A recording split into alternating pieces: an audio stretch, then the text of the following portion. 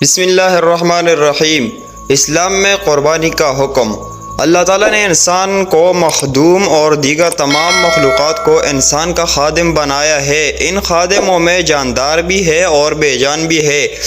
بے جان چیزوں سے تو آدمی نفع اٹھاتا ہی ہے اور جانداروں سے بھی نفع اس کے لیے جائز کیا گیا ہے، مگر ان سے انتفاع کی شکلیں مختلف ہے۔ کسی کو سواری کا کام لیا جاتا ہے، کسی پر بوجھ لایا جاتا ہے، بعض جانوروں کے بالوں سے فائدہ اٹھایا جاتا ہے۔ انہیں فوائد میں سے ایک اہم فائدہ گوشت کھانے کا بھی ہے، کیونکہ طبی طور پر انسان گوشت خور واقع ہوا ہے۔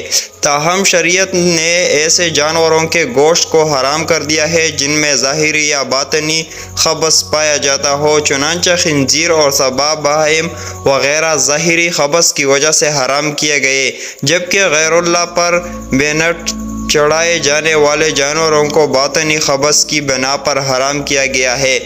اب دنیا میں پرانی قوموں سے یہ دستور رہا ہے کہ جانوروں کے خون بہانے کے تقرب کا ذریعہ سمجھا گیا ہے، اور حضرت ابراہیم و اسماعیل علیہ السلام کا واقعہ میں اللہ کی رضا جوئی کی خاطر جنتی مینڈے کی قربانی کرا کر عملاً اس دستور کو صحیح رخ دے دیا گیا۔ اور اسلام میں بھی یہ طریقہ نہ صرف یہ کہ مشروع بلکہ مطلوب و محمود قرار پایا، اور وسعت والوں پر خاص دنوں میں متعینہ جانوروں میں سے قربانی پیش کر کے تقرب خداوندی کے حصول کو واجب قرار دیا گیا، اور اس پر اتنی تاکید کی گئی کہ نبی کریم صلی اللہ علیہ وسلم نے سخت تنبیہ کرتے ہوئے ارشاد فرمایا، جو آدمی قربانی کی گنجائش رکھنے کے باوجود قربانی نہ کرے وہ ہمارے عیدگاہ میں نہ آئے۔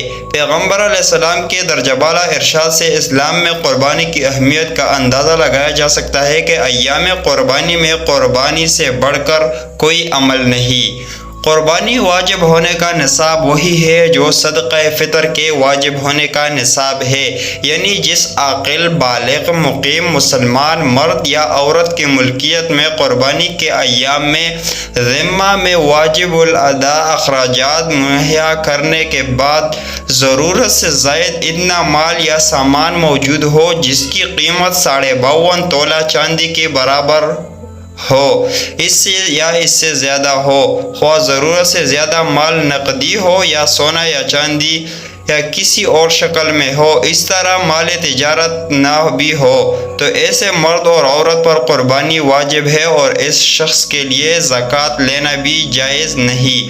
آج کے ویڈیو بس اتنا۔ اگر چینل پر نئے ہو تو سبسکرائب لازمی کرو۔ Thanks for watching. خدا حافظ۔